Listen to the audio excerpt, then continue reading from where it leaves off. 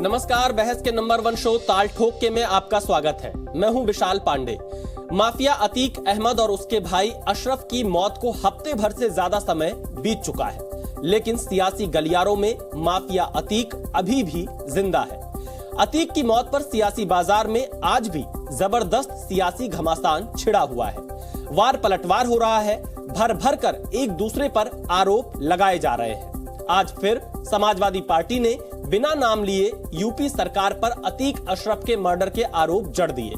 संभल से समाजवादी पार्टी के लोकसभा सांसद शफीकुर रहमान बर्क ने कहा कि सारा हिंदुस्तान जानता है कि हत्या किसने कराई है और वो खुद जानते हैं और उनकी मंशा के बिना यह हत्या नहीं हो सकती थी, लेकिन वो लोग आज उल्टा विपक्ष पर हत्या के आरोप लगा रहे हैं। कुछ इसी तरह के आरोप यूपी सरकार में मंत्री धर्मपाल सिंह ने कल विपक्ष पर लगाए थे। धर्मपाल सिंह ने कहा था कि राज खुलने के डर से विपक्ष ने अतीक अशरफ की हत्या करा दी। बर्क ने उसी बयान पर आज पलटवार किया, लेकिन इससे एक हाथ आगे बढ़कर यूपी सरकार में सहकारिता मंत्री जेपीएस राठौर ने अखिलेश यादव पर विवादित टिप्पणी कर डाली। कहा, अगर अपराधियों के साथ दिखे तो जनता जवाब देगी। अतीक पर सियासी घमासान के बीच आज यूपी के डिप्टी सीएम केशव प्रसाद मौर्य ने प्रयागराज में उमेश पाल के परिवार से मुलाकात की और उन्हें सुरक्षा का भरोसा दिलाया। इस दौरान उप मुख्यमंत्री केशव प्रसाद मौर्य ने एक बार फिर माफिया और धमकीबाजों को कड़ी चेतावनी दी और कहा कि यूपी में अब धमकीबाजों की खैर नहीं, यानी माफिया पर सियासत अभी हाई है। आखिर माफिया की मौत पर यह कैसी सियासत हो रही है? अतीक के शूटआउट पर विपक्ष को डाउट क्यों है? और अतीक की मौत पर सियासत से क्या किसी को फायदा हो सकता है? क्यों इतना हंगामा बरपा है? ऐसे ही सवालों पर आज ठोकेंगे ताल, लेकिन पहले देखिए आज की टीजर रिपोर्ट।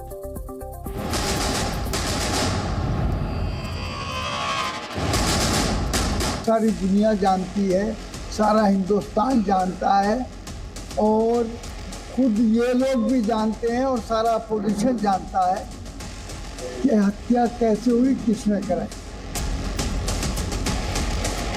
तो धमकी देगा, उससे निपटने में आप ये समझ लीजिए कि हमारी उत्तर प्रदेश की जो पुलिस है वो सक्षम है। तो ये अतीक की हत्या कराने का काम विपक्ष का ही जी। कुछ गंभीर राज खुलने वाले थे, इसलिए विपक्ष ने उसकी हत्या की। सबके लिए समान है, लेकिन तब हर समुदाय का विश्वास तब जुड़ता है जब एक संवेदनशील प्रशासन होता है। इस वक्त जो मारा गया बगैर इनके ईमा के इशारे के नहीं मरा हुआ।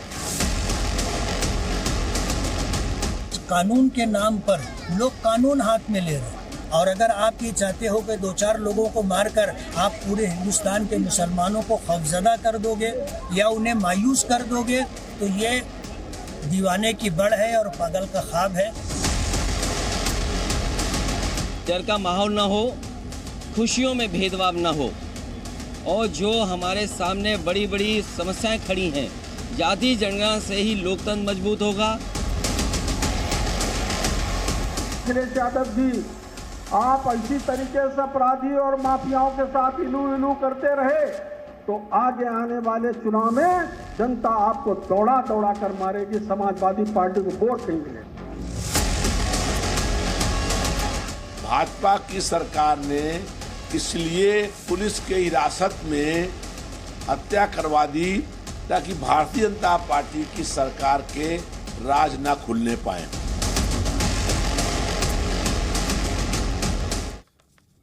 हमारे साथ मेहमानों का एक पूरा खास पैनल इस वक्त जुड़ा हुआ है। इस मुद्दे पर चर्चा करने के लिए भारतीय जनता पार्टी के प्रवक्ता मनीष शुक्ला सीधे प्रयागराज से हमारे साथ जुड़ रहे हैं। समाजवादी पार्टी के प्रवक्ता कपिल श्रीवास्तव हमारे साथ इस वक्त जुड़े हुए हैं। साथ ही दानिश कुरैशी जो कि एआईएमआईएम के नेता हैं, चितरंजन गगन आरजेडी के प्रवक्ता हमारे साथ जुड़े हैं और डीके दुबे राजनीतिक विश्लेषक इस वक्त हमारे साथ जुड़े हैं। आप सभी का स्वागत है। पहला सवाल समाजवादी पार्टी के प्रवक्ता कपिल श्रीवास्तव आपसे है। शफीकुर रहमान बर्क आखिर ये किसकी मंशा की बात कर रहे हैं? वो मंशा कौन है और किसके बारे में कह रहे हैं? किसने हत्या करा दी है? सब जानते हैं, कौन जानता है? किसके बारे में चर्चा हो रही है? कपिल श्रीवास्तव। विशाल पांडे जी, सबसे पहली चीज तो हम आपको ये कह दें कि ये कत्ल करते हैं और इन्हें कोई कुछ नहीं कहता। ये कत्ल करते हैं और इन्हें कोई कुछ नहीं कहता, और हम आहें लेते हैं तो हो जाते हैं बदनाम। सरकार आपकी है, कानून आपके पास है, कानून को लागू करने वाली एजेंसीज आपके पास हैं, और खुलेआम इस देश के कानून का कत्ल हो रहा है। एक न्यायिक अभिरक्षा में एफिडेविट दे करके लाने वाली उत्तर प्रदेश सरकार एक मुलजिम को पुलिस अभिरक्षा में यूं हत्या होती है कि पूछिए मत। और सबसे बड़ी बात, कनेक्शन किसका? ये 3 जो माफिया बनाए गए हैं, कथित 2 माफिया को हटाने के लिए, आप देखिए कि उनके संबंध और संपर्क किससे है। किससे है कपिल श्रीवास्तव? मेरा सवाल आपसे यही है, क्योंकि पुलिस इस मामले में लगातार जांच कर रही है, एसआईटी टीम का गठन हुआ है। शफीकुर रहमान बर्क किसकी तरफ इशारा कर रहे हैं? क्या वो संभल से सीधे प्रयागराज पहुंच गए, उन्हें बहुत पुख्ता जानकारी मिल गई? वो किसकी तरफ इशारा कर रहे हैं? आखिर इस पर सियासत अब नहीं हो रही? आपको नहीं लग रहा है निकाय चुनाव चल रहे हैं तो अपने अपने वोट बैंक की पॉलिटिक्स अब इस मुद्दे पर शुरू हो गई है? विशाल भाई, मैं तो कह रहा था, बीच में फिर वही प्रश्न कर, मैं उसी को कह रहा था।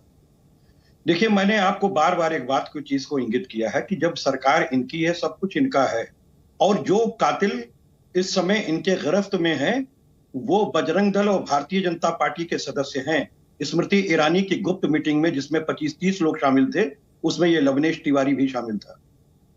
ये इनसे प्रश्न पूछिए, सरकार इनकी है। मैं मनीष शुक्ला से प्रश्न पूछूंगा, लेकिन शफीकुर रहमान बर्क को कहां से जानकारी मिल गई? ये कौन लोग हैं, किसके बारे में बात कर रहे हैं? क्या वो कोई जांच एजेंसी से जुड़े हुए हैं? किससे जुड़े हुए हैं? नाम लेने से क्यों घबरा रहे हैं?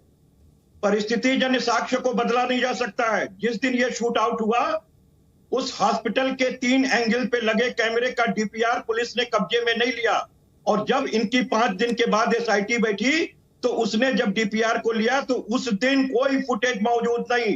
तो ये वही कर सकता है जिसका सरकार में। चलिए, मैं मनीष शुक्ला से जवाब लेता हूं। मनीष शुक्ला जी, शफीकुर रहमान बर्क कह रहे हैं कि बगैर उनकी मंशा की ये थोड़ी ना हुआ है। सच्चाई क्या है ये हर कोई जानता है। क्या सच्चाई है मनीष शुक्ला जी? आपको कुछ सच्चाई पता चल पाई? आप तो सीधे प्रयागराज से हमारे साथ जुड़े हुए हैं। देखिए विशाल जी, अतीक अहमद और अशरफ की जो मौत है, उस मौत पर 2 एसआईटी और न्यायिक आयोग का गठन किया गया है, जो उन तमाम चीजों को पड़ताल करेगा कि किसके नाते किन स्थितियों में यह हत्या हुई है। लेकिन हत्या के पहले 43 साल का जो अतीक अहमद का इतिहास है, और किस तरीके से अतीक अहमद को एक गली के गुंडे से माफिया बनाया गया, उसमें समाजवादी पार्टी किस तरीके से शामिल थी, ये प्रयागराज ही नहीं, पूरे उत्तर प्रदेश में किसी बच्चे के मुंह के सामने आईडी लगा देंगे वो बता देगा। ये बता रहे हैं कि उसमें जो 3 हत्यारे पकड़े गए, उसमें एक की फोटो, किसी मीटिंग की फोटो की चर्चा कर रहे हैं। ये बता रहे हैं, अगर आरोप लगा रहे हैं कि बीजेपी से जुड़े थे। मनीष शुक्ला जी, सपा आरोप लगा रहे हैं कि बीजेपी से जुड़े थे। नहीं, यही मैं कह रहा हूँ, कितने बचकानी बात कर रहे हैं कपिल जी। तो वकील हैं, अगर किसी मीटिंग की फोटो दिखा के आप ये साबित कर दे रहे हैं कि वो बीजेपी से जुड़ा है, तो कान में बात करते हुए अखिलेश यादव की फोटो सबके सामने है। अतीक के कुत्ते से हाथ मिलाते हुए इनके नेताओं की फोटो सबके सामने है।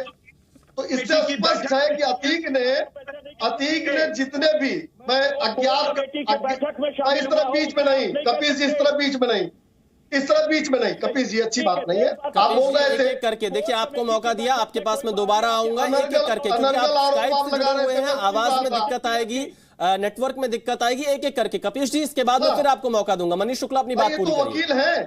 ये तो वकील है, जिरह करना जानते हैं, इनको पता है कि अपनी बात अलग अलग कहेंगे सबको समझ में आएगी। देखिए, तो मैंने कहा कि अगर फोटो से तय हो जाता, तो यानी अतीक अहमद के ऊपर जो ज्ञात 100 से ज्यादा मुकदमे हैं, ये अखिलेश यादव और मुलायम सिंह यादव और तमाम नेता इनके शामिल थे। अगर फोटो से माना जाए, क्यों कपिल जी, माना जाएगा ना कि सारी हत्याएं, सारे अपहरण, सारे कब्जे अखिलेश यादव और मुलायम सिंह यादव या आपके नेताओं ने कराए थे, अगर फोटो से तय होता हो।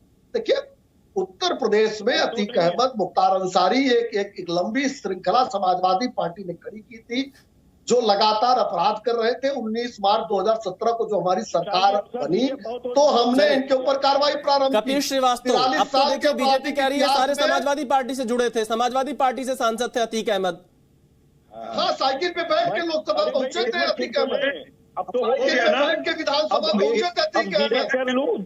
जी कपिल श्रीवास्तव, मनीष शुक्ला जी, कपिल श्रीवास्तव, मैं अब इनसे जिरह कर लूं जी। अच्छा मनीष भाई, एक बात ये बताइए कि समाजवादी पार्टी में आने से पहले अतीक अहमद 3 बार इंडिपेंडेंट विधायक थे, और ये जो 3 बार इंडिपेंडेंट विधायक थे ये तो आपके केसरीनाथ त्रिपाठी जी ने बनाया था। बच्चा बच्चा जानता है प्रयागराज का, बच्चा और कमल सिंह के समय द्वारा कमल के फूल से जीते थे, द्वारा घोषित किए गए थे। और सुन लीजिए, 2018 में अतीक आपके हुए, कहां नहीं हुए बताइए। फूलपुर के इलेक्शन में जो उपचुनाव था, भारतीय जनता पार्टी ने समाजवादी पार्टी के अगेंस्ट अतीक अहमद को चुनाव लड़ाया। यही नहीं, देवरिया जेल से बकायदा वीआईपी हेलीकॉप्टर पे बैठा के साबरमती ले गए, और कितनी सुख सुविधा दोनों भाइयों को। कपिश जी, तो क्या आप अतीक के साथ हैं या अतीक के खिलाफ हैं? आप तो अभी कह रहे हैं कि भाजपा ने उनको फूलपुर से मदद की। कपिश जी, परिवार के अंदर व्हाट्सएप कॉल कराई जा रही है। कपिश जी, आप अतीक के साथ थे या अतीक के विरोध में थे? ये विपक्ष की देन है, मैं पूछ रहा हूं विशाल भाई। कपिल श्रीवास्तव जी, मेरा सवाल है, क्योंकि आप ये कह रहे हैं 2018 में फूलपुर के उपचुनाव में बीजेपी ने अतीक अहमद की मदद की, तो क्या समाजवादी पार्टी अतीक अहमद के साथ खड़ी थी या उसके विरोध में ही खड़ी रही है? आपका स्टैंड क्या है अतीक अहमद पर? मैं आपको विशाल पांडे जी बार बार कह रहा हूं कि अतीक अहमद जब हमारे यहां से 3 बार विधायक हुए, 1 बार सांसद हुए, कोई दोष सिद्धि उनके ऊपर नहीं थी। अरे 101 मुकदमे कपिल श्रीवास्तव जी, 101 मुकदमे अतीक अहमद पर, 84 से मुकदमे की शुरुआत हुई है। जो है वो जनता बना रही थी, जनता जिता रही थी। और मैं आज भी कह रहा हूं कि अगर इतना पाक इनका दामन है तो ब्रजेश सिंह को क्यों एमएलसी बनाया? जवाब दे दीजिए। इन्होंने ब्रजेश सिंह को क्यों एमएलसी बनाया? उनकी पत्नी को दिनेश सिंह को क्यों बनाया? जी मैं आता हूं मनीष शुक्ला। भूषण सिंह को क्यों बनाया? चलिए मनीष शुक्ला, देखिए इनके हिसाब से अपराधियों में भी सिलेक्शन हो रहा है। निरामया है क्या? ये साधु संत निरामया है? मनीष शुक्ला जवाब दीजिए। मनीष शुक्ला चाहिए क्या? मनीष भाई कम से कम विशाल जी, जवाब दीजिए मनीष शुक्ला। देखिए विशाल जी, देखिए जी विशाल जी, 19 मार्च 2017 के बाद अतीक के ऊपर भाई इस तरह से डिबेट कपिल जी देखिए, आपने अपनी पूरी बात रखी, मनीष शुक्ला को अब समय दिया जाए। आप दोनों लोग स्काइप से जुड़े, आप इस बात को समझिए। आप दोनों लोग स्काइप से जुड़े, आप इस बात को समझिए। एक एक करके आएंगे, सबकी आवाज आएगी, सब समझ पाएंगे, सवाल पूछ पाएंगे। मनीष शुक्ला जवाब दीजिए आप कपिल श्रीवास्तव के आरोपों पर। देखिए 19 मार्च 2017 को सूबे में भारतीय जनता पार्टी की सरकार बनी, योगी आदित्यनाथ जी की सरकार बनी। अतीक ने जो जमीनों को कब्जा किया था वो हमने छुड़वाया। जहां जबरदस्ती घर बनवाया था मानक के विपरीत उसको गिरवाया। उसकी दोष सिद्धि हो इसके लिए अभियोजन पक्ष ने शानदार काम किया और पहली बार 43 साल के इतिहास में उम्र कैद की सजा हुई। यानी हम उसके ऊपर कार्रवाई कर रहे थे और 2018 में उसको चुनाव भी लड़ा रहे थे। दूसरी बात, जब साबरमती जेल से उसका अभियोजन पक्ष हमारा लेकर आ रहा था तो बेचैनी किसके अंदर थी?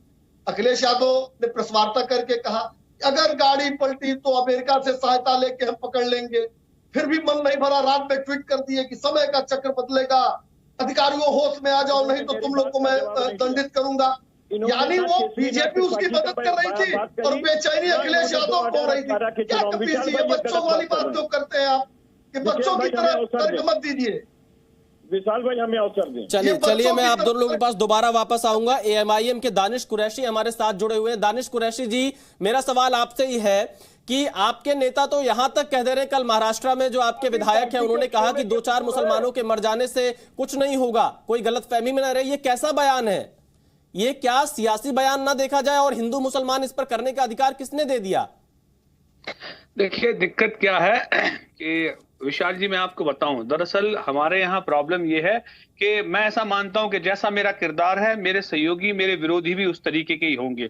अब जिस तरह की राजनीति हो रही है, जो सत्ता पक्ष में जो पार्टी बैठी है, उसका नजरिया ही इस तरीके का सांप्रदायिक हो गया है, तो उनको सारी चीजें यही नजर आती है। सवाल यहाँ ये होना चाहिए कि पुलिस की सुरक्षा के घेरे में एक पूर्व सांसद की हत्या कैसे हो गई, उसके बजाय वो घटना घट जाने के बाद जो प्रतिक्रियाएं आ रही हैं उस पर सवाल हो रहा है। कुरैशी जी, आपका सवाल ठीक है कि पुलिस अभिरक्षा में हत्या कैसे हो गई, लेकिन उसमें भी अपराधी का धर्म ढूंढ लेना, हिंदू मुसलमान कर देना, ये कितना जायज है? आपके नेता क्यों धर्म के आधार पर बयान दे रहे हैं?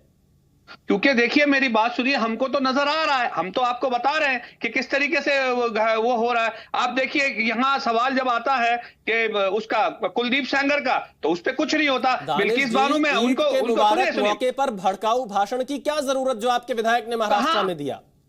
अरे इतनी बड़ी भड़काऊ घटना घट गई, हत्या हो गई पुलिस सुरक्षा में, उसको आप कुछ नहीं कहेंगे। उसके बाद बीजेपी के प्रवक्ता ये सवाल खड़े कर रहा है कि पुलिस अभिरक्षा में कैसे हत्या हो गई, उस पर जांच चल रही है, उस पर हमने भी सवाल खड़े किए, प्रयागराज में हम गए, लेकिन आप इस पर हिंदू मुसलमान कैसे करेंगे?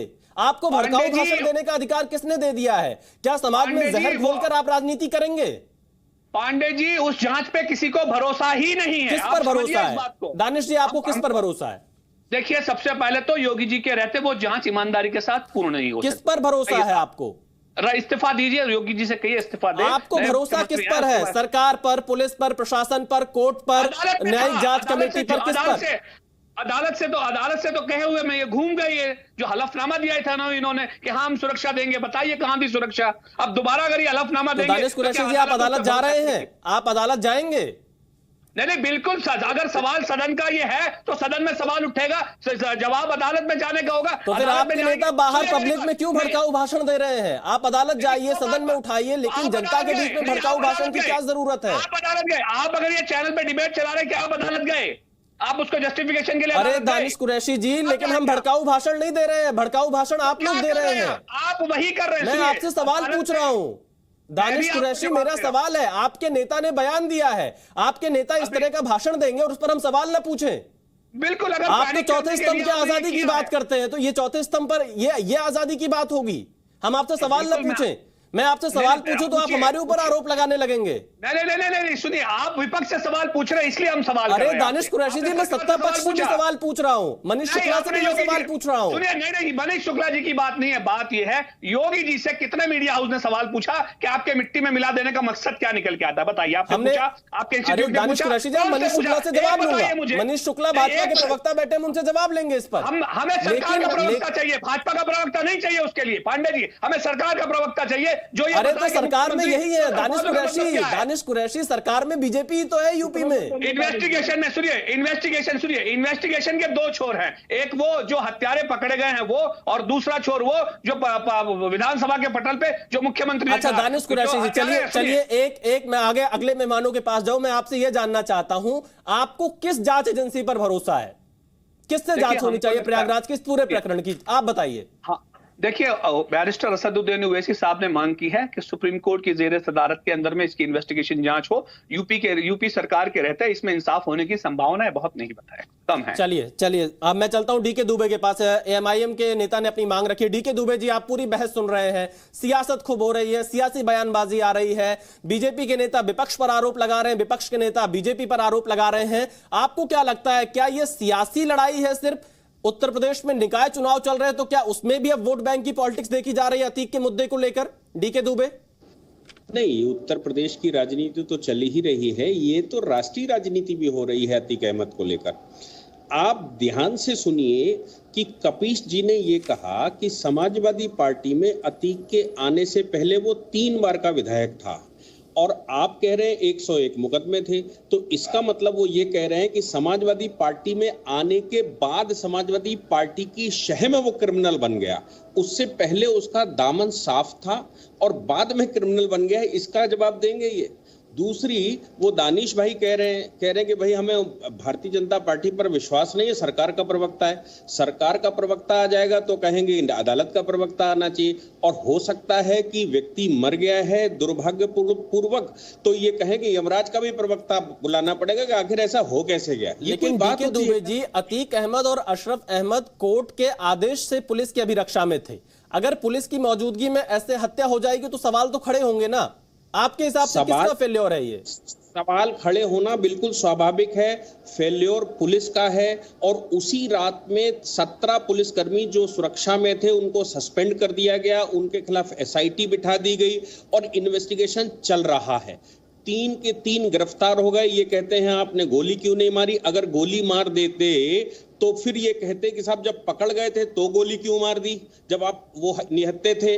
दूसरी बात ये भी है कि गोली अगर उनको लग जाती तो इन्वेस्टिगेशन कैसे होगा, आगे की कहानी कैसे पता लगेगी? वो 3 जो पकड़े गए हैं उनके लिंक कौन कौन सी पार्टी से हैं और चलिए देखिए कौन कौन सी पार्टी से उनके लिंक है। मैं चलता हूं चितरंजन गगन के पास, आरजेडी के प्रवक्ता हमारे साथ जुड़े हैं। चितरंजन जी, यूपी में तो सियासत बिल्कुल हाई है और बिहार में भी लग रहा है कि अतीक अहमद एक मुद्दा बनते जा रहे हैं। मैंने कुछ दिनों पहले एक वीडियो देखा था, अतीक अहमद अमर रहे के नारे लग रहे हैं बिहार में। इसके अलावा आपकी पार्टी के नेता तो बहुत ही सम्मानित तरीके से जी लगाकर संबोधित करते हुए दिखाई दे रहे हैं। क्या बिहार में भी सियासत हो रही है इस मुद्दे पर? देखिए विशाल जी, राष्ट्रीय जनता दल धर्म और जाति पर राजनीति नहीं करती है। धर्म पर राजनीति कौन लोग करते हैं या सब जानता है। बिहार में किसी ने नारा लगाया तो उस पर जो है सो पुलिस एक्शन में आई, प्रशासन द्वारा उस पर कार्रवाई हुई। सवाल यह है कि जिस योगी मॉडल की बात लोग करते हैं और पुलिस अभिरक्षा में किसी की भले ही वह सजायाफ्ता ही क्यों न हो, ठीक है, अतीक अहमद अपराधी थे, सजायाफ्ता थे, उनके भाई को तो सजायाफ्ता नहीं थे। और जिस ढंग से जो सारे चीज जो सामने आई कैमरा पर, जो आप लोग जो मीडिया वहां पर थी और जो लोगों ने देखा, उन सारी परिस्थितियों के देखने के बाद अंधा से अंधा आदमी भी कहेगा कि यह एक प्रायोजित हत्या है, यह जो है सो किसी अपराधी द्वारा ऐसे ही कोई घटना नहीं घटी है। जांच कमेटी का तो इंतजार करिए, आप करें प्रायोजित हत्या है। आपने कोई जांच कर ली? नहीं, जांच कमेटी में कौन? नहीं, जांच कमेटी में विशाल जी कौन लोग हैं? तो आप कोर्ट जाइए, कोर्ट पर तो भरोसा होगा। सवाल है कि एक तरफ नहीं सवाल नहीं विशाल जी, हत्या के बाद जिस ढंग से भाजपा के नेताओं का, भाजपा के यूपी के मंत्रियों का बयान आया और जिस ढंग से इसको वे माने के बहुत बड़ा अचीवमेंट दिखा रहे थे, जिस ढंग से उनका बयान को आप देखिए तो क्या हुआ दर्शाता है। चलिए आपके इन बयानों पर मैं बीजेपी की प्रतिक्रिया लेता हूं चितरंजन गगन जी, लेकिन आप कह रहे हैं आप धर्म जात की राजनीति नहीं करते हैं और बिहार में आप जातिगत जनगणना भी करा रहे हैं। आपके बयान में भी काफी विरोधाभास, खैर सियासी मौका है, कोई चूकना नहीं चाहता है। मनीष शुक्ला, आपके ऊपर आरोप है आरजेडी के प्रवक्ता का कि आपके नेता अतीक अहमद की हत्या से पहले भी भड़काऊ बयान दे रहे थे और उसके बाद भी अलग अलग तरह के बयान देते रहे इस पूरे मामले पर। और आज मैं आपको एक बयान की याद दिला देता हूं, जेपीएस राठौर का बयान आया है अखिलेश यादव पर, अगर अपराधियों और माफिया के साथ इलू इलू किया तो जनता दौड़ाकर मारेगी। ये कैसी भाषा है? क्या सियासत में मर्यादा बिल्कुल भूल गए हैं? देखिए, शब्दों पे डिबेट हो सकती है, लेकिन भाव ये है अगर अपराधियों का साथ देंगे, माफियाओं का साथ देंगे, आतंकियों का साथ देंगे। नहीं, ये क्या मुख्यमंत्री, नहीं क्या मुख्यमंत्री की भाषा है कि हाउस में कहना कि मिट्टी में मिला देंगे? ये कौन सी भाषा है? सो बताइए पहले। आपके राज्य में महिला अधिकारी पीटी जा रही है, रामनवमी का जुलूस निकल नहीं रहा, जंगल राज कायम है, करीब उस पर ध्यान। अरे आपके राज्य में, कृपा करके उस पर ध्यान दीजिए। आपके राज्य में जंगल राज कायम बेटी के जिंदा मां बेटी पर रोलर चला दिया जाता है, उसके बाद में आग लगा दिया जाता है। महिला के सम्मान की बात आप करते हैं, अपराधियों पर कार्रवाई हो रही है। बेटी को आवेशित मत होइए। कौन सा अपराधी का लंबा लिस्ट है? नहीं, अधिकारी को अपराधी आज भी अपराध के मामले में, उत्तर प्रदेश में आता है। इस तरीके से शराब, जहरीली शराब से लोग मर रहे हैं, उस पर देखिए एक एक करके बोलिए। चितरंजन गगन जी, मैं आपके पास दोबारा आऊंगा, फिलहाल आपने जो आरोप लगाए उस पर मनीष शुक्ला का जवाब ले लेते हैं। एक एक करके बोलेंगे, सबकी बात आएगी। जिस राज्य में माँ बेटी, अरे भाई आप बिहार के बारे में बताइए जरा, आप बताइए। रामनवमी के बच्चे हमला हुआ, महिला अधिकारी क्यों पीटी गई, की बात करते हैं, शराब से लोग मारेंगे। चितरंजन जी एक एक करके ऐसे बात नहीं आ पाएगी। चितरंजन जी, मैं आपके पास फिर आऊंगा। आपने जो आरोप लगाए मनीष शुक्ला का जवाब ले लेते हैं, फिर कपिल श्रीवास्तव के पास जाएंगे, आपके पास फिर आऊंगा। मनीष जी जल्दी से जवाब दीजिए। बिल्कुल, देखिए हमारी सरकार के दौरान अपराधियों पर हमने कार्रवाई सुनिश्चित किया है। हमने करीब 12,000 इनकाउंटर इस दौरान हुए हैं, जिसमें 183 अपराधी मारे गए हैं। लेकिन समाजवादी पार्टी या अन्य दल भी मैं कहूँगा, ये लोग लगातार अपराधियों के फेवर में बयान देते हैं। जब जब कार्रवाई हुई तो उसको कभी जात का कवच, कभी धर्म का कवच पहनाकर बचाने का प्रयत्न करते हैं कि केवल लेकिन मनीष शुक्ला जी, आपके नेता जो बयान दे रहे हैं, मेरा सवाल मनीष शुक्ला जी आपसे है, आपके पूर्व प्रदेश अध्यक्ष, आपके यूपी सरकार में मंत्री स्वतंत्र देव सिंह लिखते हैं इस हत्याकांड के तुरंत बाद की पाप पुण्य का हिसाब इसी जन्म में होता है। आपके सुरेश खन्ना का जो बयान आता है या फिर और मंत्रियों का जो बयान आ रहा है, वो कैसा बयान है? इस पर लोगों को शक नहीं होगा? जी, मैंने कहा ना कि जब कोई नेता बयान देता है तो एक कॉन्टेक्स्ट देखना पड़ता है कि कौन सा सवाल था, किन परिस्थितियों में क्या जवाब दिया गया। लेकिन एक बात मैं विश्वास पूर्वक कहना चाहता हूं कि आपका चैनल या किसी चैनल पे जो अधिकृत प्रवक्ता गए हैं उनका बयान यही होगा कि हम कभी भी किसी भी हत्याकांड को जस्टिफाई नहीं करते। लेकिन स्वतंत्र देव सिंह का ट्वीट किस चीज को लेकर था मनीष शुक्ला जी? स्वतंत्र देव सिंह का ट्वीट, सुरेश खन्ना का बयान। नहीं, देखिए, एक जो हिंदुस्तान की जो परंपरा है उसके अनुसार लोग ये कहते हैं कि कर्मों का फल मिलता है, उस आधार पर उन्होंने कहा था। लेकिन हम किसी हत्याकांड को वो जस्टिफाई कर रहे थे, ऐसा नहीं है। क्योंकि हमारी पार्टी और हमारी सरकार की नीयत साफ है कि जो अपराधी हैं उनको न्यायालय की परिधि में लाया जाए। आपके सरकार के मंत्री, आपके सरकार के मंत्री जो है, देखिए, चलिए चित्ररंजन जी, मैं दोबारा आपके पास आऊंगा। कपिल श्रीवास्तव के पास मैं चलता हूं। कपिल श्रीवास्तव, आपकी क्या प्रतिक्रिया है? जेपीएस राठौर ये कह रहे हैं कि अगर अपराधियों और माफियाओं के साथ इलू इलू किया तो जनता जवाब देगी। जो विद्यार्थियों पे लाठीचार्ज करवा रही है तेजस्वी की सरकार, रामनवमी पे क्यों हमला हो रहा है? रामनवमी के जुलूस पे बताइए चित्ररंजन जी। आज मनीष भाई, इधर उधर डिबेट को ना करें। कौन लोग यहाँ पर नहीं, कौन लोग यहाँ पर हंगामा कर रहे हैं पता नहीं चला। आप लोग तो बिहार को टारगेट किए हुए हैं। बिहार में सत्ता से बाहर जाने के बाद में आपकी बेचैनी बढ़ गई है। कपिल जी, मैं आपके पास आता हूँ। चित्ररंजन जी का एक बार जवाब ले लेता हूँ, क्योंकि उनके ऊपर मनीष शुक्ला ने आरोप लगाए हैं। कभी तमिलनाडु को जोड़ते हैं तो कभी जो है बिहार शरीफ और सासाराम में बिना मतलब के बात का बतंगड़ बनाकर प्रचारित करते हैं। देखिए चित्ररंजन जी, कपिश जी, मनीष जी, आज की डिबेट उत्तर प्रदेश पर है, तो हम लोग अगर यूपी पर ही रहे तो ज्यादा अच्छा इससे बातचीत निकलकर सामने आ पाएगी। कपिल श्रीवास्तव जी, मेरा सवाल आपसे है, जेपीएस राठौर पर आपकी क्या प्रतिक्रिया है? क्या जिस तरह से आरोप यहाँ मनीष शुक्ला लगा रहे हैं या और नेता लगा रहे हैं कि अपराधियों और माफियाओं के साथ समाजवादी पार्टी खड़ी है? इन लोगों का बेचैनी बढ़ा दिया है। चित्ररंजन जी, आपके पास फिर आऊंगा। चित्ररंजन जी, आपको फिर समय मिलेगा, फिर आएंगे। यूपी से निकलकर बिहार आएंगे। यूपी और बिहार में 120 सीटें आती हैं, तो यूपी के बाद बिहार आएंगे। लेकिन पहले कपिल श्रीवास्तव का बिहार है, यूपी नहीं है। बिल्कुल बिल्कुल ठीक है, अब हमें कहने दें जी। अब हमें कहें, देखिए, इनके जो राठौर साहब का बयान है वो तो आपने सुन ही लिया और आपने प्रश्न भी कर लिया हमारे माननीय मनीष भाई से। मनीष भाई ने बता दिया कि नेता जब कुछ कहते हैं तो कॉन्टेस्ट में कहते हैं, वो कोई बड़ी बात नहीं। लेकिन अगर कोई दूसरा नेता कह दे तो सारे मोदी चोर हो जाते हैं।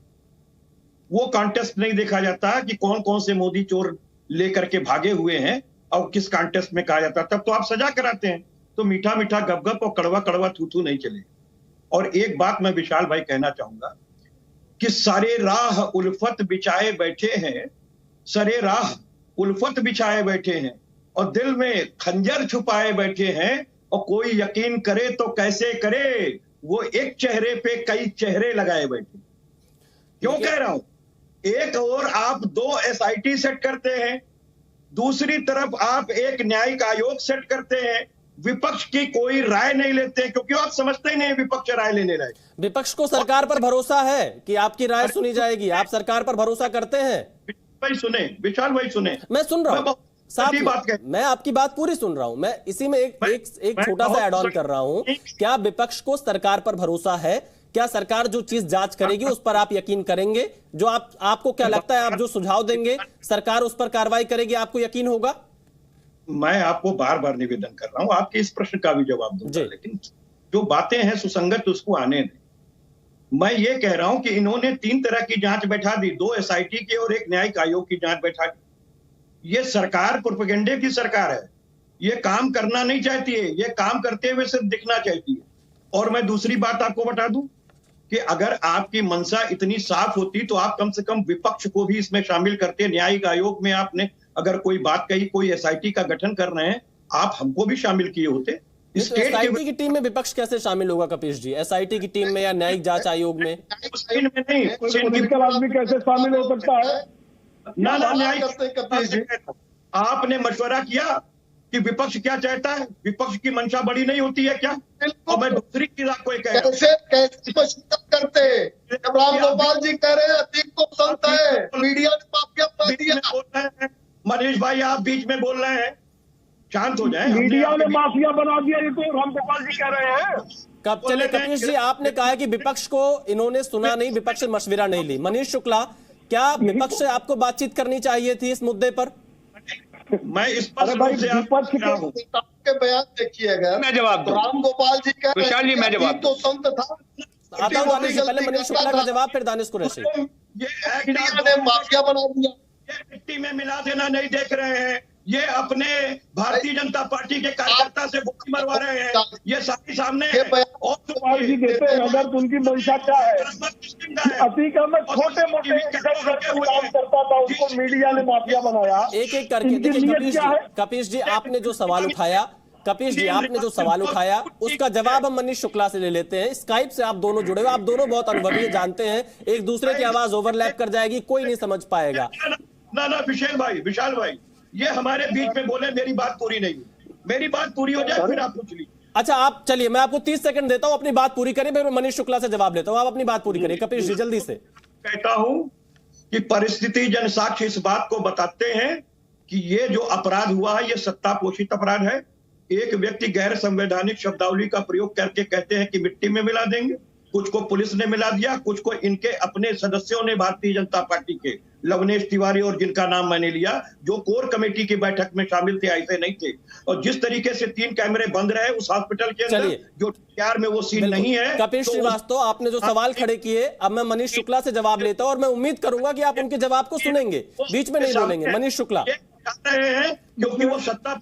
कपीश जी आप जवाब सुनिए। कपीश जी अब मनीष शुक्ला से सवाल पूछने दीजिए। कपीश जी नेताओं के साथ और साथ ही साथ कपीश जी आपने अपनी बात रख दी, आपने अपनी पूरी बात रख दी, अब मनीष शुक्ला का जवाब आने दीजिए। मनीष शुक्ला। मनीष भाई कि नंद गोपाल, चलिए मैं जवाब ले रहा हूँ। कपीश श्रीवास्तव जी उनका जवाब तो आने दीजिए। आप ही पक्ष और विपक्ष दोनों भूमिका में रहना चाहते तो कैसे काम बन पाएगा? मनीष शुक्ला जवाब दीजिए। देखिए विशाल जी, देखिए विशाल जी, समाजवादी पार्टी के नेताओं की नीति और नियत स्पष्ट है कि ये खुलेआम अपराधी और आतंकियों के साथ खड़े हैं। इसके एग्जाम्पल्स मौजूद हैं। जब मुख्यमंत्री थे तो अखिलेश यादव आतंकियों को छोड़ा करते थे। भाई विशाल कपीश जी देखिए, आप जब बोल रहे थे मनीष शुक्ला शांत थे, आपको सुन रहे थे। कपीश जी डिबेट की गरिमा को बनाकर रखा जाए। जब आप बोल रहे थे जितनी देर उतनी देर मनीष शुक्ला शांत थे, चुप थे। साधु संत है, बताइए ना कौन साधु संत है? कपीश जी आप कह रहे हैं राय नहीं ली जा रही है, आपने जो उन्हें सुझाव दिया है, आपने उन्हें राय दी है, अब उस पर वो कितना अमल कर रहे हैं उसको सुन तो लीजिए। देश की जनता डिसाइड कर लेगी कि विपक्ष की बातों को सुन रहे नहीं सुन रहे। आप उनको बोलने ही नहीं देंगे तो कैसे बात बाहर आएगी? कपीश जी मेरा आपसे निवेदन है, आपने जो सवाल उठाए हैं मैं उन्हीं सवालों का जवाब मनीष शुक्ला से ले रहा हूँ, आप उनको बोलने का मौका दीजिए। 307 का केस क्यों उठा लिया? कपीश जी अतीक अहमद हो गए हैं, इनके दिमाग में अतीक अहमद का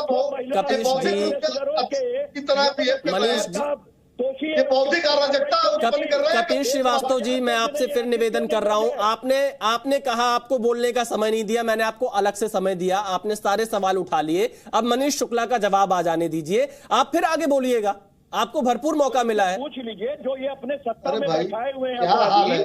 क्या हो गया कपीश जी आपको? इतना कपीश जी आवाज में दिक्कत आती है, आप स्काइप से जुड़े हुए हैं, एक एक करके बराबर मौका मिल रहा है। और भी पैनलिस्ट हमारे पास अभी बैठे हुए हैं, आप दोनों आपस में लड़ लेंगे तो किसी को मौका नहीं मिलेगा। एक एक करके मैं मनीष शुक्ला आप जवाब दीजिए, मैं उम्मीद करूंगा कपीश जी आप जवाब को सुनिए, फिर आप अगर कोई होगा तो आप बताइएगा, हम फिर आपके पास आएंगे। मनीष जी जवाब दीजिए। देखिए, जब से हमारी सरकार कार्रवाई कर रही है, ये उनको धर्म और जात का कवच पहना रहे।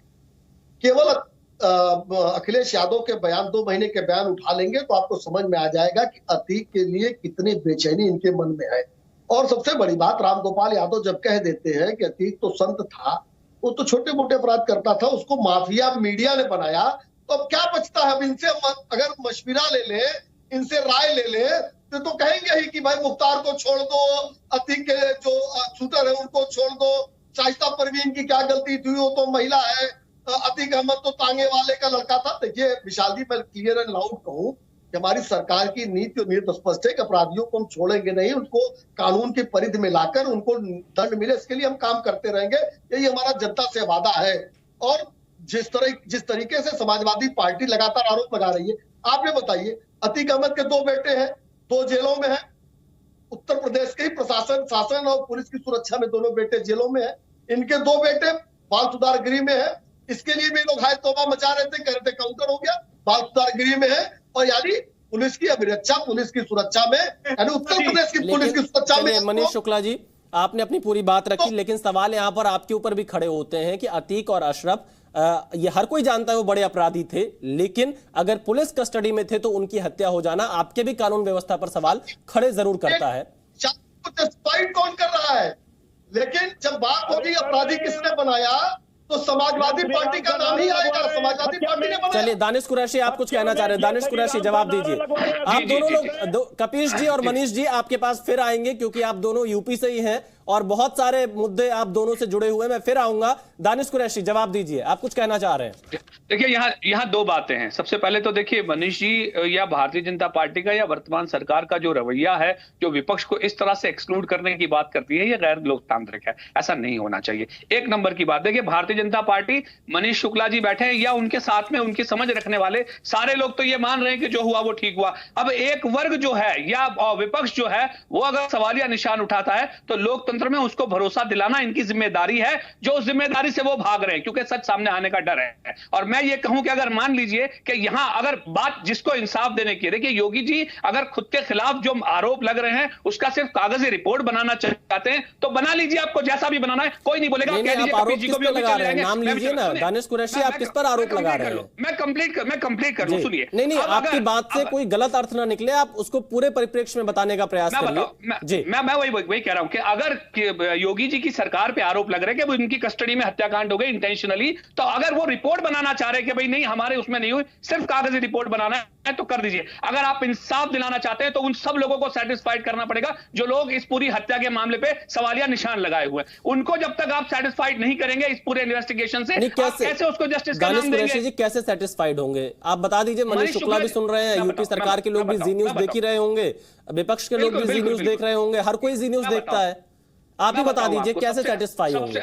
सबसे पहले तो मनीष शुक्ला जी खुद यहां बैठ के कह रहे हैं कि विपक्ष की राय क्यों ली जाए। अरे लोकतंत्र में विपक्ष का रोल नहीं है, आप उसको एक्सक्लूड कर देंगे, कैसे करेंगे? तो इनका रवैया देखिए आप। नहीं, वो आप संतुष्ट कैसे होंगे? दानिश कुरैशी जी कैसे संतुष्ट होंगे? हम संतुष्ट तभी, सुनिए, हम संतुष्ट तब होंगे जब ईमानदार इन्वेस्टिगेशन होगा। कैसे ईमानदार इन्वेस्टिगेशन होगी?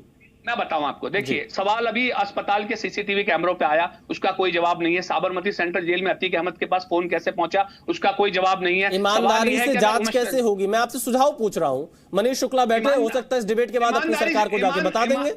ईमानदारी से जांच का यही रास्ता है कि सुप्रीम कोर्ट जो है इस मामले में पूरा सुओ मोटो ले, उत्तर प्रदेश की पूरे इन्वेस्टिगेटिव टीम जो है उससे पूरा मामला हटाकर दानिश कुरैशी जी आप कब जा रहे हैं सुप्रीम कोर्ट? दानिश कुरैशी जी आप कब जा रहे हैं? सुनिए मेरी बात विशाल जी, अगर आपको ये तो फिर आप जस्टिफाई कर दीजिए कि जो हुआ वो सही हुआ।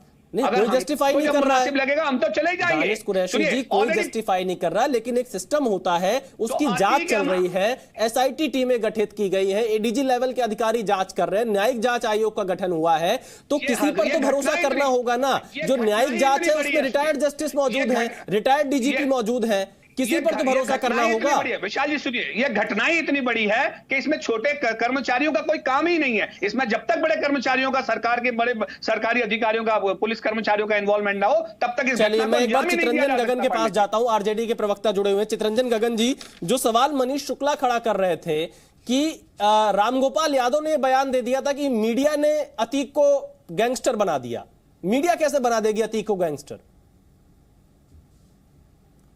देखिए विशाल जी, अब जो मनीष जी कह रहे थे, मनीष जी को तो लोकतंत्र में और भारतीय संविधान में भरोसा नहीं है, इसीलिए तो सीधे कह दिए कि यहाँ साहब विपक्ष से क्या राय लेना है। तो जो आदमी विपक्ष को ही नकार रहा है, उससे आप लोकतंत्र की क्या उम्मीद कर सकते हैं? लेकिन सवाल यह है कि निश्चित रूप से यह सवाल है, अब अपराधियों को कौन अपराधी है, कौन अपराधी नहीं है, कौन किस स्तर का अपराधी है, ये आइडेंटिफिकेशन जो है सो भाजपा करेगी। और सवाल यह है कि चूंकि सुप्रीम कोर्ट के आदेश का अवहेलना है, अब इसलिए अब मैं बता रहा हूँ आप क्या, अरे आप बोल रहे थे, मैं नहीं बोल रहा था, मैं बता रहा हूँ। मनीष जी सुन लिया जाए। मनीष जी आपने जो सवाल पूछा उसका जवाब चित्रंजन गगन दे रहे हैं। मैंने आपका ही सवाल पूछा जो आपने सवाल खड़े किए थे डिबेट के दौरान। चित्रंजन गगन। विशाल जी केवल सुप्रीम कोर्ट को झांसा देने के लिए एसआईटी का गठन हुआ है और न्यायिक आयोग जो बना है, इसलिए नहीं सवाल ये है रामगोपाल यादव सच्चाई कर रहे हैं, नहीं सच्चाई कर रहे हैं। जिस सरकार में दर्जनों मंत्री अपराधी वृत्ति के हैं, जिस सरकार में दर्जनों ऐसे लोग हैं। चित्रंजन गगन जी क्या सच्चाई की, मतलब मीडिया ने बना दिया अतीक को माफिया। सर्टिफिकेट देंगे ये कौन अपराधी है, कौन अपराधी नहीं है, कौन अपराधी है। चित्रंजन जी क्या मीडिया ने अतीक को माफिया बना दिया? क्या सच्चाई है? मीडिया कैसे किसी को माफिया बना देगा? 101 मुकदमे अतीक अहमद पर मीडिया कैसे बना सकता है? हत्या करवाई, वह जांच कर क्या रिपोर्ट देगा?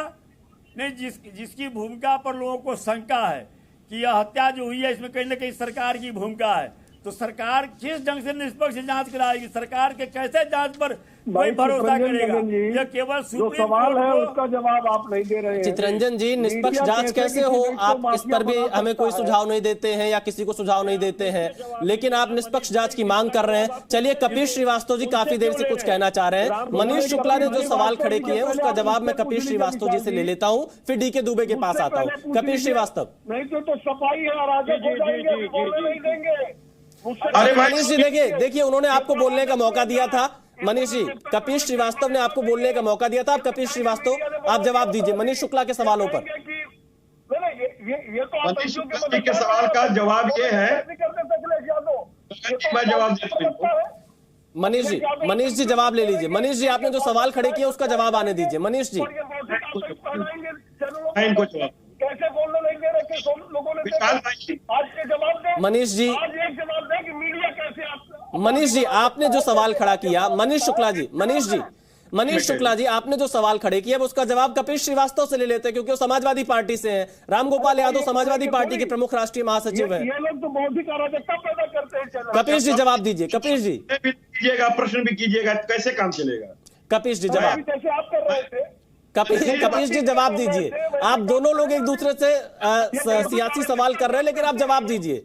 है ना, आप चंदन हैं, आप शांत बौद्धिक अराजकता मत क्या कीजिए, तो ऐसे काम चलेगा? लीजिए, आपने जो प्रश्न किया निरुत्तर रह जाएगा, क्या फायदा? सुन तो चलिए जवाब दीजिए कपिल जी जल्दी से। गोपाल जी ने जो कहा कि मीडिया माफिया बनाते कैसे बनाते हैं? मेरे दोस्त, मैं उसी सवाल का जवाब दे रहा हूँ। इसीलिए मैंने कहा गगन जी से ना पूछिए, हमसे पूछिए, मैं बैठा हुआ हूँ। गगन जी को आप नाकाबिल मानते हैं? नहीं, वो उस पार्टी, हमारी पार्टी से नहीं है ना, हमारी पार्टी से नहीं है। अगर उनके कोई नेता कहेंगे तो वो अपना जवाब देंगे। आप तय करोगे किससे सवाल पूछा जाए? मीडिया को कब्जे में। चलिए मनीष जी आपने जो सवाल पूछा उसका जवाब आने दीजिए। मनीष जी देखिए आपके सवाल का जवाब आना चाहिए। आपने जो सवाल पूछा कपिल श्रीवास्तव जवाब दीजिए। मनीष भाई बहुत स्पष्ट ही सवाल है कि जिसको आप बता रहे हैं कि माफिया था, हम उसको कह रहे हैं नहीं, ये कथित माफिया आपने बनाया था। नहीं, रामगोपाल जी ने कहा कि मीडिया ने माफिया बनाया। ठीक है, सुन लीजिए उसका। चलिए मनीष जी जवाब आने दीजिए। कपिल जी मैं बता रहा हूँ जी। आप एक बात बताइए, अशरफ जिसको पुलिस अभिरक्षा में गोली आपने मरवाई, बने वो लवनेश तिवारी वाली, तो मैं एक चीज ये आपसे पूछना चाह रहा हूँ कि मुझे सिर्फ इतना जब आपने गोली मरवाई थी मुलायम सिंह यादव ने, उसके बारे में जरा बताइए। मुलायम सिंह यादव तो अतीक अहमद तो कान में बात करते थे। राजू पाल की जब हत्या हुई तो जब हत्या कराई समाजवादी पार्टी ने, मुलायम सिंह यादव ने अपहरण कराया, आप पैदा हो रहे हैं, इसके बारे में बताइए जरा। चलिए मनीष जी आपने लगातार कई सवाल खड़े किए। कपिल श्रीवास्तव का जवाब आ जाने दीजिए। कपिल जी जवाब दीजिए। मैं सिर्फ एक बात ये कह रहा हूं कि जिनके ऊपर आप कहते हैं कि 123 मुकदमे थे, अशरफ के ऊपर भी सैकड़ों मुकदमे थे। अरे सुन तो लीजिए, एक तरीका बताइए मीडिया कैसे बनाता है। ये आपके बात का जवाब दे रहा हूं। मनीष जी देखिए, वो तो हाथ जोड़ रहे हैं, उनका जवाब तो सुन लीजिए। मनीष जी जवाब आने दीजिए। ये तो भौतिक अराजक लोग अभी बोलने नहीं देंगे, देखिएगा। चलिए मनीष जी जवाब दीजिए, वो कपीश जी जवाब दीजिए। कपीश जी जवाब जल्दी से। मैं ये कह रहा हूँ कि एक आदमी के ऊपर आदत नहीं है। चितरंजन जी आप भी शुरू हो जाएंगे। चितरंजन जी एक करके कपीश जी जवाब दीजिए।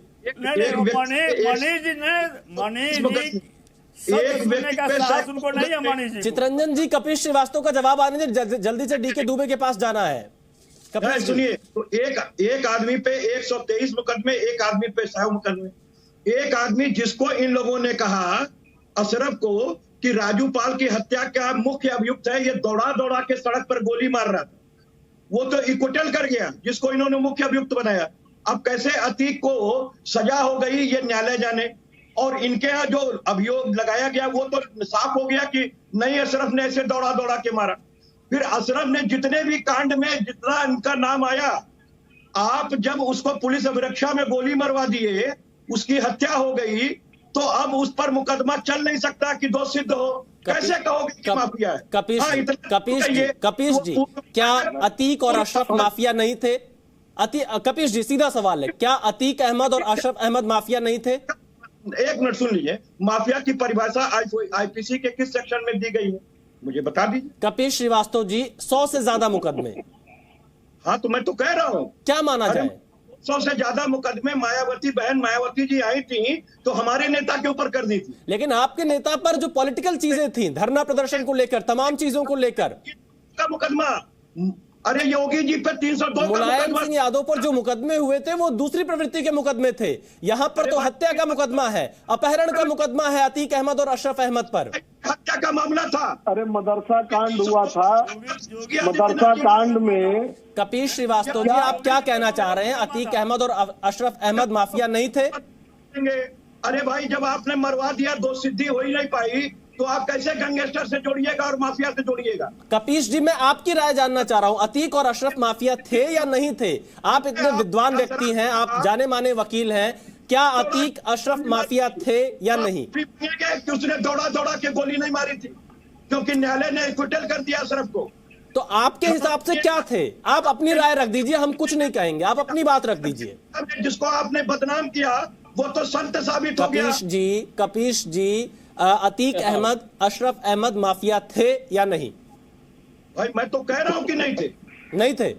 नहीं, इन्होंने मरवा दिया। चलिए मनीष शुक्ला जवाब दीजिए। मनीष शुक्ला जवाब दीजिए। इसके बाद डिबेट बचती है। विशाल जी मनीष शुक्ला जवाब दीजिए। अच्छा विशाल, कपीश जी से इतना कठिन सवाल पूछने की क्या आवश्यकता है? राम गोपाल जी ने जब कह दिया कि छोटा मोटा अपराधी था, तो कपीश जी कैसे कहते कि नहीं वो अपराधी था? अरे राम गोपाल जी से झगड़ा करके शिवपाल जी सपा में नहीं रह पाए। अरे कपीश जी के ऊपर नाम खाइए, इनके ऊपर नाम खाइए। विशाल जी, राम गोपाल जी से झगड़ा करके शिवपाल जी सपा में नहीं रह पाए। एक एक करके बोलिए, देखिए समय की बहुत कमी है, एक एक करके बोलिए। डीके दुबे इंतजार कर रहे हैं, एक बार चलते हैं डीके दुबे के पास। डीके दुबे जी, पूरी बहस आपने अब तक सुनी, आरजेडी ने सवाल खड़े किए, एआईएमआईएम ने सवाल खड़े किए, समाजवादी पार्टी सवाल खड़े कर रही है। डीके दुबे जवाब दीजिए।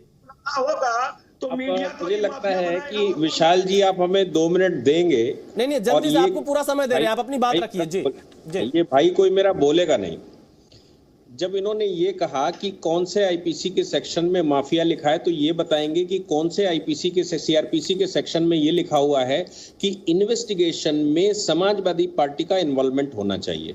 इन्वेस्टिगेशन का इनको तरीका शायद है, तो ये कानून के अपने आप को ज्ञाता बता रहे हैं, लेकिन कोर्ट का भी इंटरवेंशन नहीं हो सकता इन्वेस्टिगेशन के दौरान जब तक कि चार्जशीट सबमिट ना हो जाए।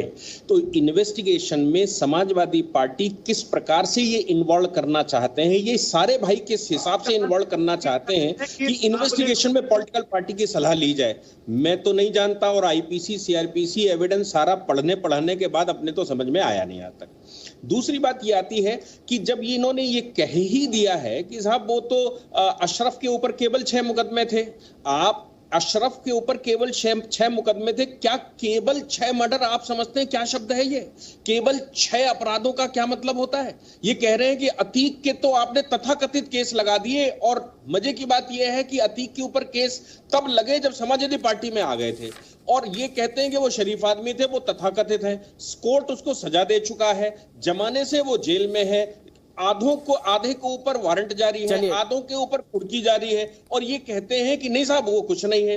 अब हमारी कोई भी पॉलिटिकल पार्टी के कोर्ट से परे हो गई, क्योंकि जमानत तो चलिए डीके दुबे, आप जो सवाल खड़े कर रहे हैं जवाब जल्दी से लेते हैं। चितरंजन गगन से आरजेडी के प्रवक्ता जुड़े हुए हैं। चितरंजन गगन जी, जवाब दीजिए, क्या विपक्ष को किस तरह से जांच में शामिल किया जा सकता है? नहीं, देखिए, जांच जो है सीधा मामला या सुप्रीम कोर्ट के अब मानना का था। सुप्रीम कोर्ट को यह कहा जाता, सरकार कहती सुप्रीम कोर्ट को कि आप जो इसको जांच करवाइए, न्यायिक जांच करवाइए। सुप्रीम कोर्ट अब यह तो केवल सुप्रीम कोर्ट के नजर से बचने के लिए जांच करवा रहे हैं।